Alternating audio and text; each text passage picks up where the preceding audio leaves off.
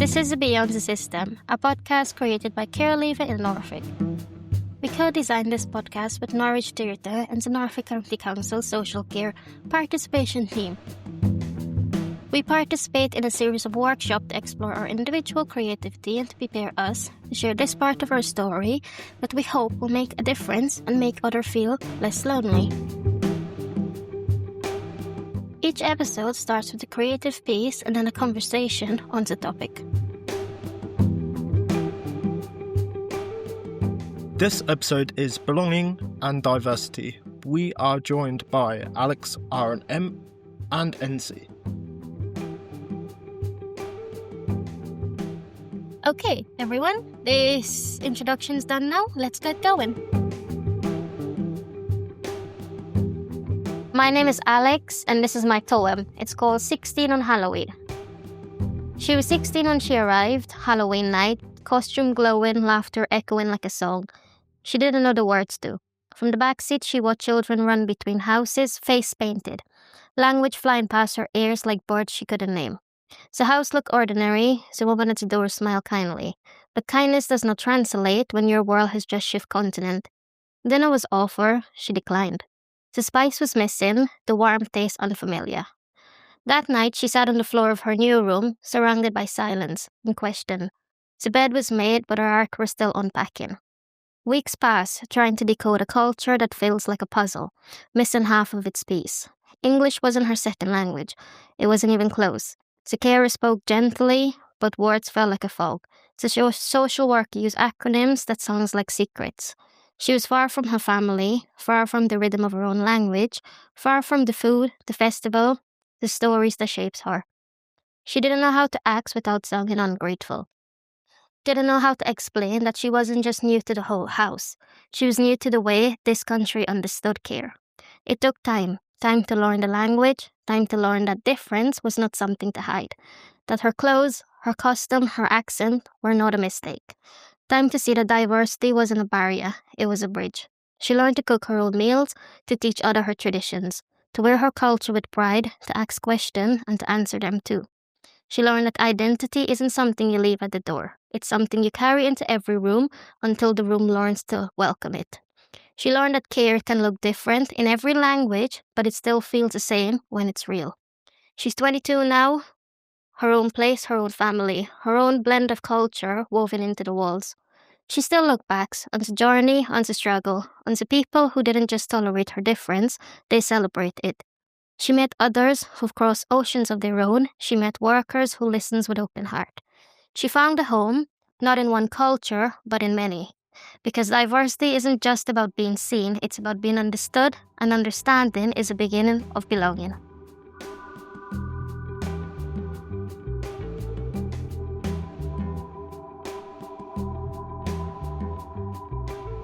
Great, thank you so much for that, Alex. That was honestly so wholesome. First time hearing that, it was actually genuinely heartwarming. It's reassuring, but throughout that whole piece you can tell that there is a major sense of belonging and the necessity of belonging to one's culture, and getting used to another culture is quite difficult, as I know. But for young people entering care, often it's difficult to adjust to make them feel completely welcomed. What would you say is key to make a young person actually feel welcomed? I could say things from out of the poem, about having time and listening and, just letting someone be comfortable, getting used to the whole system, getting used to the house, getting used to the family, but I think the major thing out of it all is having that space to grow, that space to understand, that space to get your head around the whole situation. You're not going to come in and think, right, I'm completely ready for this change, I'm going to adapt very quickly. It doesn't work like that. You need time to adapt, to heal yourself, from whatever you've gone through, and to be ready to accept that this is a new chapter of your life, that this mightn't be where you want to be, but this might be what you just need. And I think having that space and that time to sort of do that can be really helpful at the beginning, instead of everyone just rushing you into routine and into let's get you your bedtime, let's get you a set menu, let's get you integrated in the family, let's get you the rules. You just don't really need all that. It might be different for some people. I'm not saying this is across all of it. Some people might thrive in that routine. Some people might actually like it. But I think this is where you have to communicate with your young person. You have to read their the room, read their language, their body language, sort of just be able to communicate with them of what they need at that specific time. Because some young people will be able to say it, and some young people you just need to read it off their face.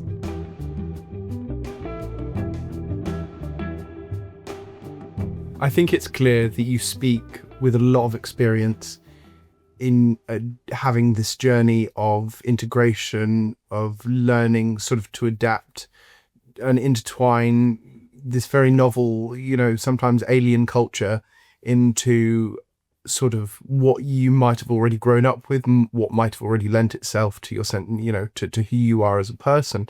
How was that journey for you? How did you find, how long did it take? How did you feel throughout it? What was your relationship with sort of developing what essentially has become another facet of culture, of the culture that makes you you? I think in terms of time frame, it took me 2.5 years. And that's saying something. This is why I'm saying people need time. It didn't happen in a week. It didn't happen in a month. It was 2.5 years of just being able to open someone, being able to understand other people's culture, being able to learn English, being able to actually eat British food. It took a while to get there. And it's about having open-minded people around you. It's about them not telling you because you're in this country, you need to go by this culture, you need to follow this tradition, you need to go with this rules, you need to eat this kind of food. It's about having that person that says to you, what do you want for dinner? What do you normally eat in your country? I'll take you to the shop. I'll buy you something. I'll buy you your spices. I'll let you make your hot sauce. You can cook whatever you want. I'll try it. If I don't like it, it's fine. But it's having that person being open-minded in that and not just thinking you're just going to adjust because you're living in this completely new world, It's having that own blend of what you're familiar with and then learning something new. And I think role modeling from that, I learned to be open-minded as well. I learned that actually I could give this a chance. I could say, I might not like this. I'm not used to it, but I could potentially. And if I try it and I don't, it's fine. And also having someone who doesn't make assumption on your culture and on your language. And when they do, they apologize. And we gotta talk about it. Having people being curious about where you're from and how care works in your country and what you're not used to. And having someone who actually answers all the most ridiculous question you can possibly ask about what it's like, being in the care system here. Even the most obvious one, because like I said in the poem, care looks different in every country. But it can be the same, when it's what it is. So it's just having someone who can do all that sort of thing. And it doesn't have to be one person, it's multiple people across the support network that can help you with things like that. Yeah, I completely agree with you. I mean, like yourself, I'm not originally from here. I've conformed quite a lot to the culture though. I think it definitely is that one whole thing of one size doesn't fit all. And I think it majorly, what you said, I completely agree, is communication is key. For you're strangers at the start of it all, to be frankly simple and blunt with you. At the start of getting into care, you are going into someone else's house and trying to adapt to their routine and trying to make yourself not a quote-unquote problem, because that's how I viewed it when I got into care. I felt like I was being a burden in someone else's life, even though that is what they're there to do. And like you said, care is different wherever you go in the world. What I would say for someone's first night coming into care, I was fortunate but unfortunate. They waited for me. They had tea with me my first night. It was a takeaway, so it was pretty flexible. But I definitely do think I didn't realise that I could turn to them for help. And I think it's just making the child feel welcome but not overwhelmed. Because like I said, I viewed it as going into a stranger's home. I didn't get told anything about them. I was going into the dark with nothing. I felt like I was blindfolded, even though it was already dark, just to try and hinder me a bit more. I think we've done a lot as the Norfolk UK Council to try and push information packs and whatever else so that social workers actually tell you who you're going to, which I find fabulous. But going into it semi-blind is always difficult, and it never is easy, and you should disregard anyone that tries to tell you otherwise. No, I think from a whole sort of coming from a different culture and sort of different language, it can be, I'm not saying that it's not difficult for everybody, but it could be 10 times more, difficult in terms of you don't understand the system and it's not exactly what you're used to in general. And all those things that you mentioned can actually help. And I think the key thing to take away, it's not, like you said, it's one size doesn't fit all, you need to be flexible in terms of when you welcome your young person in your home, especially when they first come in. Especially, they come in, this is where force them in care, they're completely blindsided by the whole system. Even young people who are living in this country has got nothing, they never heard about foster care or the care system, because that's not the norm for them, and school doesn't teach you about these things. I had a conversation with the participation work at the time about the fact that something that helped my relationship with my foster care is food exchange. I will make a couple times a week, I'll make something from my country and she'll have to try it, and then she will make something from England and I'll have to try it. We don't have to like it, but we have to try it, just to say if we don't, it's fine, we don't like it, And it was a conversation that come about that, in care, we don't tend to see as much of that diversity activity, something acceptance. We talked about it, it's recognized, but there's nothing like to connect young people from whatever country they come from, whatever culture they celebrate, whatever background they're from. And we set up a food share, culture food share. You can come to, they have a venue, a kitchen, you can cook at the kitchen, or you can bring something from home, but you can cook something from your culture or something from another country. It doesn't have to be specific. And we sat down, we all eat around a table. And honestly, it was one of the best experiences we have had so far in terms of culture sharing and being diverse and just that community of acceptance. I mean, one of our food share event, we had a lot of young people who could not even speak English, but it did not matter because all that we actually was there for was the celebration of the difference. Coming back to being in care and having that sort of finding your own blend of culture and your own blend of home, I've come to that point where it's a mixture of British and a mixture of my own culture, and that's my identity. But it wouldn't have been possible if I hadn't had the people who were more than willing to learn about my culture, my sort of food, my custom, my rituals, my sort of clothing. It wouldn't have been possible. It would have steered me away from accepting British culture, because that was at 16, that was it. I want nothing to do with it because everybody was just trying to make me fit in. So, I think it's about being open-minded in general about it all, and just, there's no right and wrong answer. That person has been brought up to something their entire life. You've got no real right to take that away from them.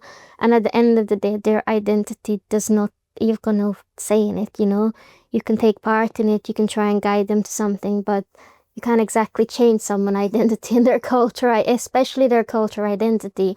And a lot of us has had someone at least try and done that for us a few times. And I think my takeaway from that, I was a bit fortunate later on to have someone who accept that and who were more than willing to learn about my diversity and what my culture meant to me, and the parts I didn't want and the parts that I do want to keep. And it's with my own family now, it's a mixture of it. It doesn't make sense to everybody, but it's a mixture, and it's something I quite like and I quite enjoy, and there's nothing wrong with that.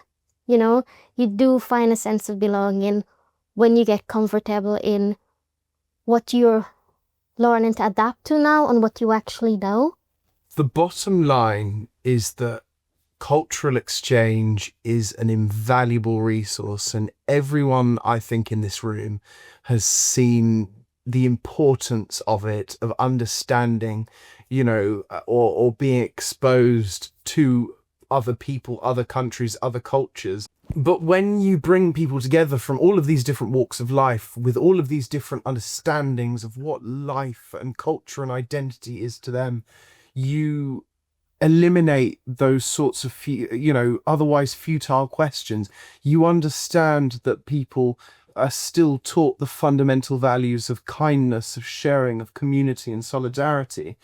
And there is nothing more valuable than that, because the end result is something that allows all of us with such diverse, vastly different journeys that have ended to now with all of us in this room together. And what exists more than ever, an effort by certain communities, certain people of a political obligation, this agenda to politicize the idea of community, of oneness, of solidarity, of who someone can belong with. There's quite often, a greater popularity in the belief that you can only be part of this group if you aren't part of any other group, especially in the ideas of nationality.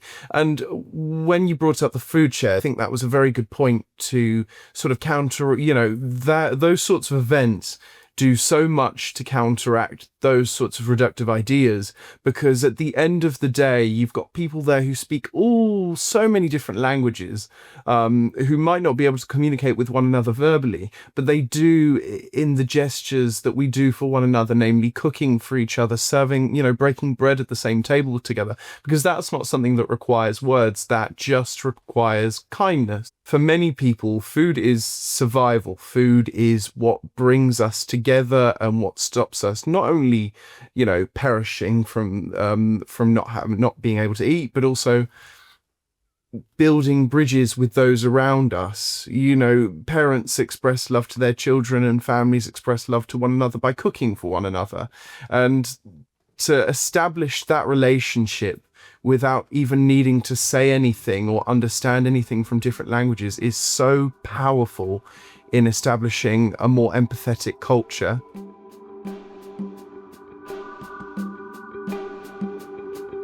This podcast has been produced by Care Leavers in Norfolk, Norwich Theatre and Norfolk County Council. To find out more, please head to the Take Part pages on the Norwich Theatre website.